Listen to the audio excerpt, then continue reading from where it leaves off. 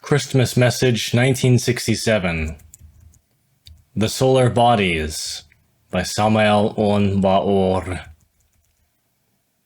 Chapter 1. Atlantis.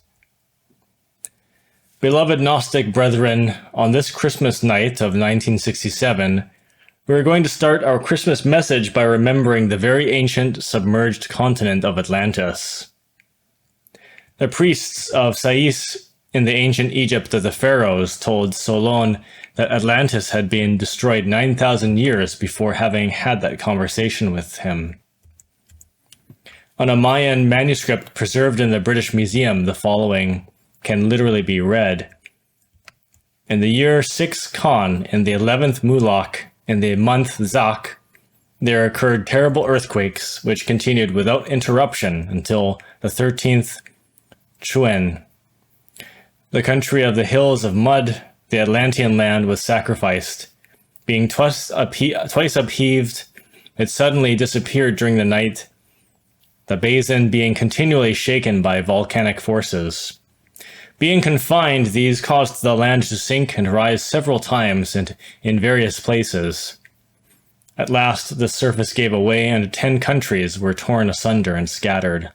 Unable to stand the force of the convulsions, they sank with their 64 million inhabitants 8,000 years before this book was written. The famous Dr. Heinrich Schliemann, who had the honor of discovering the ruins of ancient Troy, found within the treasure of Priam a strange jar with a peculiar shape upon it. Upon it appears a written phrase with Phoenician characters, which textually say, "From King Kronos of Atlantis." It is interesting to note that jars very similar to those found in Priam's treasure were also found amongst the unburied objects in Tlahuanaca, Central America. Certain coins were found within these mysterious jars when they were intentionally broken for scientific purposes. Upon these coins, the following phrase could easily be read, emitted in the temple of the transparent walls. Esoterically speaking, we must state that any temple of mysteries, any Gnostic lumicial, is in fact a temple of transparent walls, with the starry infinite as its ceiling. However, the cited temple mentioned upon the mysterious coins was the National Atlantean Treasures Office. In the archives of the ancient Buddhist temple of Lhasa, a very ancient Chaldean inscription can still be read, one that was written thousands of years before Christ. It states, "When the Baal star dropped to the right, where there is nothing more than sky and sea, the 7 cities trembled and worried with their gold towers and transparent temples, as the leaves of trees do during a storm. A torrent of fire fell over the palace. Cries from dying persons and moans in the crowd filled the air. The people went to find a hiding place in the temples and in the castles.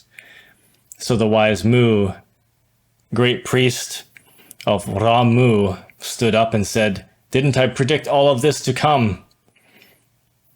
Men and women dressed with their precious clothes, covered with precious stones, begged, 'Mu, save us!' Mu answered, 'You will die with your slaves and your treasures. From your ashes new people will come.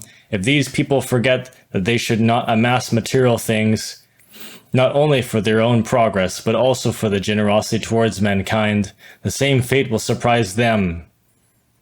Tradition states that the flames and the fog choked the words of Mu. In a few months, the country and its inhabitants were smashed and swallowed in the abysms of the ocean. Our boastful modern civilization has not yet surpassed the Atlantean civilization. The Atlanteans also knew about atomic energy and utilized it in times of peace as well as in times of war. Atlantean science had a tremendous advantage because it had 100 gleaming sea nymphs around him. While its inhabitants remained loyal to the religion of their forefathers, fulfilling the precepts of the god Neptune and not violating the law and order, the Atlantean cities flourished. Yet when they profaned sacred things, when they abused sex, when they stained themselves with the 7 capital sins, then they were punished and submerged with all of their wealth into the bottom of the ocean. The priests of Sais said unto Solon, all bodies moving in the heavens around the earth suffer perturbations that cause great conflagrations of things upon the earth. This recurs after long intervals of many destructions of mankind arising out of many causes. The greatest have been brought about by the agencies of fire. The Atlantean continent extended and oriented itself towards the austral regions and the most elevated areas towards the septentrional ones. Its mountains exceeded in grandiosity, elevation, and quantity to all those that presently exist. The universal flood's history can be found within the traditions of all human races, and all are just simply recollections of the great Atlantean catastrophe. All of the religious teachings from primeval America, such as the sacred cults of the Incas, the Mayans, the Aztecs, as well as the gods and goddesses of the ancient Greeks, Phoenicians,